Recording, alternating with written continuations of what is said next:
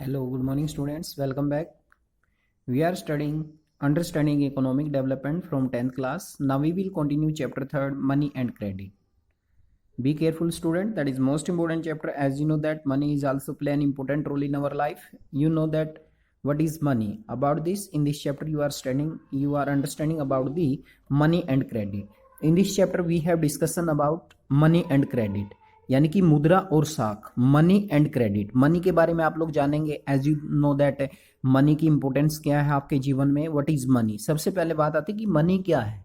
Money के लिए अगर हम वर्ड यूज करें तो money as a medium of exchange, यानी कि मनी एक माध्यम होता है एक्सचेंज करने का। Exchange means to take and to give, यानी कि लेन देन करने में। फिर हम जानेंगे कि मनी का जो डेवलपमेंट है, डेवलपमेंट फेज कौन कौन से हैं। जनरली आप लोग मानते हैं कि पहले बार्टर सिस्टम में हम लोग लेन देन करते थे। बार्टर सिस्टम के बाद अगर हम आगे चलें, बार्टर सिस्टम के बाद जो सिस्टम आया वो आया मेटेलिक करेंसी, यानी कि धात्विक मुद्राएं। अगर हम मॉडर्न करेंसी की बात करें, मॉडर्न करेंसी में अगर हम बात करते हैं तो कॉइन्स को और जो पेपर नोट है, पेपर नोट को हम लोग इंक्लूड करते हैं। तो in this chapter we have discussion about what is money and how we have to be exchange with money, with the help of money. Money के द्वारा आप लोग सारी चीज़ें एक्सचेंज कर सकते हैं। कोई भी चीज़ आप परचेज करना चाहते हैं तो आसानी से परचेज कर सकते हैं। तो let us continue our chapter money. Money की मीनिंग है मीडियम ऑफ एन एक्सचेंज, यानी कि जो हम एक्सचेंज करते हैं उसका एक माध्यम मानते हैं हम लोग मनी को। तो let's continue chapter. The use of money spend a very large part of our everyday's life. Look around you and you would easily be able to identify several transactions involving money in any single day. कहते कि money का हमारे जीवन में बहुत ही बड़ा योगदान है।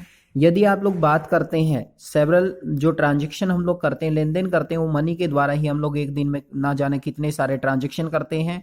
Can you make a list of these, क्या आप लोग कुछ लिस्ट बना सकते हैं कि कौन कौन से ट्रांजेक्शन आप मनी की सहायता से कर सकते हैं। In many of these transaction goods are being bought and sold with the use of money. कहते हैं कि जो भी आप लोग ट्रांजेक्शन करते हैं उसमें जो वस्तुएं होती हैं वो धन का प्रयोग करके बेची और खरीदी जाती हैं। In some of this transaction services are being exchange with money. यहाँ तक कि हम वस्तुओं के साथ साथ जो सेवाएं होती हैं उनका भी आदान प्रदान मनी की सहायता से करते हैं। For some there might no be actual transfer of money taking place now but promise to pay money later. कहते कि कई बार हम लोग एक्सचेंज करते समय तुरंत पेमेंट नहीं करते, लेकिन हम लोग भविष्य में मनी पे करने का, कहने का मतलब है कि हम लोग कई बार जो सामान होता है वो बोरो भी करते हैं, उधार भी लेते हैं। तो ऐसी कंडीशन में लेकिन हम लोग वायदा करते हैं कि भविष्य में हम लोग आपका पे करेंगे। Have you ever wonder why transactions are made in money. क्या आपको ये बात जानकर हैरानी नहीं हुई कि जो ट्रांजेक्शन है वो मनी में ही क्यों की जाती है। The reason is simple, a person hold money can easily exchange if any commodity or service that she might want. कहते कि क्योंकि मनी के द्वारा कोई भी व्यक्ति कोई भी चीज़ आसानी से खरीद सकता है जिस भी चीज़ की उसे रिक्वायर्ड होती है। Thus everyone prefer to receive payment in money and then exchange the money for things that they want. कहते कि इसलिए प्रत्येक व्यक्ति जो ट्रांजेक्शन होता है वो मनी के माध्यम से करना चाहता है। Take the case of shoe manufacturer, he wants to sell his shoe in the market and buy wheat. कहते कि एक एग्जाम्पल लेते हैं यहाँ पर हम लोग एक जूते बनाने वाले का। He wants to sell shoes, वो अपने जूते बेचना चाहता है इन दी मार्केट, मार्केट में, एंड बाय वीट, और वीट खरीदना चाहता है। The shoe manufacturer will first exchange shoes he had produce for the money. कहते कि पहले तो क्या करना पड़ेगा, जो जूता निर्माता है विल फर्स्ट एक्सचेंज शू, कहते कि पहले तो उसे जूते एक्सचेंज करने पड़ेंगे that he has produce for money and then exchange the money for wheat. कहते कि उसके बाद वो क्या करेगा, पैसे से जूते बेच देगा और जूते बेचने के बाद वो धन से यानी कि वीट परचेज कर सकता है, यानी कि धन की सहायता से वो अनाज खरीद सकता है, गेहूं खरीद सकता है।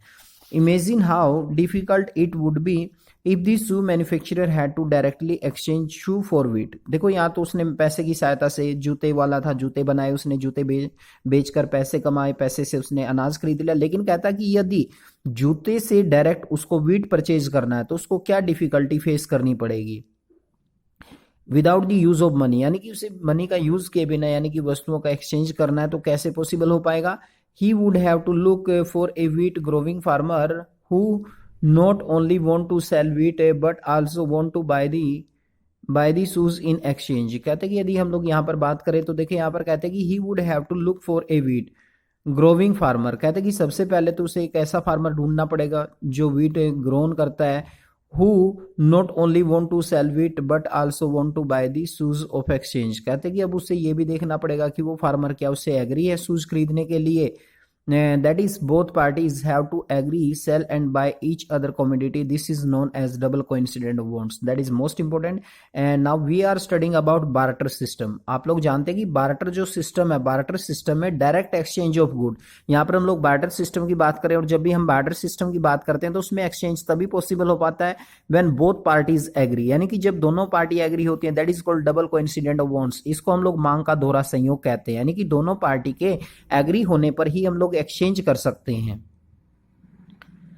यहां पर देखें दोनों पार्टी यदि एग्री हैं तो एक्सचेंज पॉसिबल हो पाएगा। बार्टर सिस्टम के अंदर बहुत सारी डिफिकल्टीज थी, कई बार समय पर एक्सचेंज नहीं हो पाता था, तो कई सारी प्रॉब्लम भी हमें फेस करनी पड़ती है। तो जो मनी का सबसे पहला फेस माना जाता है वो माना जाता है बार्टर सिस्टम, जिसे हम लोग बोलते हैं वस्तु विनिमय प्रणाली, जहां पर डायरेक्ट एक्सचेंज होता है वस्तुओं का वस्तुओं के बदले में, that is called barter system.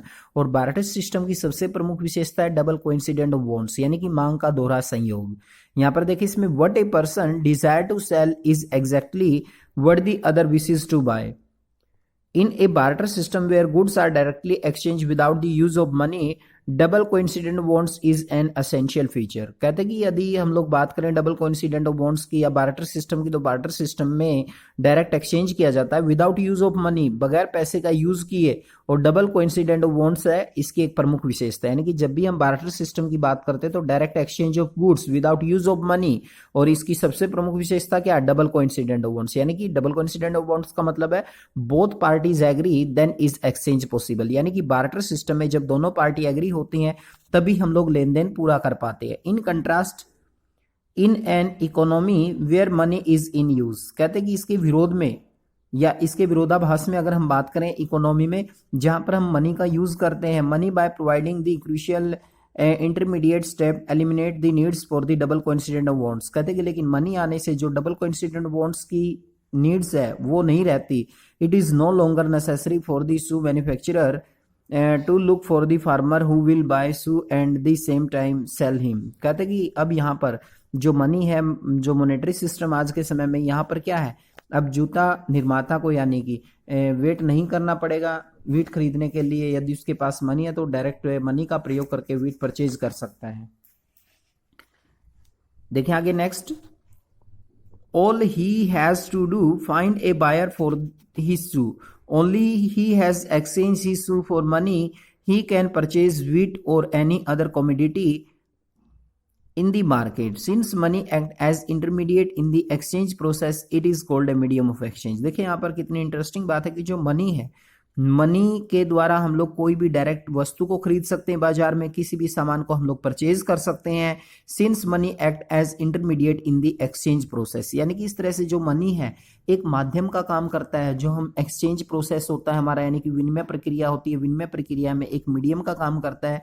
तो जनरली अगर हम बात करें it is called a medium of exchange, इसलिए मनी को हम लोग मीडियम ऑफ एक्सचेंज कहते हैं, लेन देन का एक माध्यम कहते हैं, विनिमय का माध्यम कहा जाता है। That is most important. तो जनरली यहाँ पर हमने देखा मनी के बारे में, बार्टर सिस्टम के बारे में, what is the essential condition of the barter system, and you have also know about double coincident of bonds. Hindi में इसको कहते हैं मांग का दोहरा संयोग, यानी कि जब दोनों पार्टी एग्री होती हैं तभी एक्सचेंज पॉसिबल हो पाता है। That is the main feature of barter system, वस्तु विनिमय प्रणाली, जहां पर डायरेक्ट एक्सचेंज होता है वस्तुओं का वस्तुओं के बदले में। Okay students, now let's continue next topic, modern form of money, यानी कि मनी के आधुनिक रूप। जो मनी है मनी के आधुनिक रूप है। We have seen that money is something that can act medium of exchange in transaction. जैसा कि आप लोगों ने देखा कि मनी एक एक्सचेंज के माध्यम के रूप में काम करता है। Before an introduction of coins a variety of object were use as money. For example since the very early ages Indian uses grain and cattle as money. कहते कि मनी के आने से पहले, कॉइन्स के आने से पहले बहुत सारी ऐसी चीजें थी जिनको हम लोग मनी के रूप में यूज करते थे। जनरली अगर यहाँ पर हम लोग बात करें तो जैसे कैटल है, ग्रेन्स है, अनाज है, इनको मनी के रूप में यूज किया जाता था लेन देन के लिए। Therefore came use the metallic coins, gold, silver, copper coins a phase which continue well into the last century. कहते कि अगर हम बात करें पहले के समय में जो कॉइन्स होते थे, धात्विक मुद्रा होती थी, धात्विक जो सिक्के होते थे, सोने के, चांदी के, कॉपर के कॉइन्स बने होते थे, ये भी यूज किए जाते थे लास्ट सेंचुरी के अंदर। तो इनके बारे में हमने जाना। इसमें अब जानते हैं हम लोग करेंसी क्या है। Modern form of money include, जो आधुनिक रूप है करेंसी के उसमें हम किनको इंक्लूड करते हैं, that is most important question for 1 marks, paper note and coins. Paper note और कॉइन्स आ जाते हैं आधुनिक करेंसी के अंदर। Unlike the things that were use as money earlier, modern currency is not made of a precious metal such as gold, silver and copper. कहते हैं कि लेकिन आज के समय में जो धात्विक मुद्रा हमारी वो गोल्ड, सिल्वर या कॉपर से नहीं बनी होती, क्योंकि बड़ी महंगी धातु है, इसलिए इनसे नहीं बनाई जाती। And unlike grain and cattle they are neither of a everyday's use, और ना ही हम लोग ग्रेन और कैटल को यूज करते। The modern currency is without any use of its own, यानी कि अगर हम बात करें आधुनिक जो करेंसी है इसके बिना, यानी कि आज कोई भी हम लोग यूज नहीं कर सकते, लेन देन नहीं कर सकते।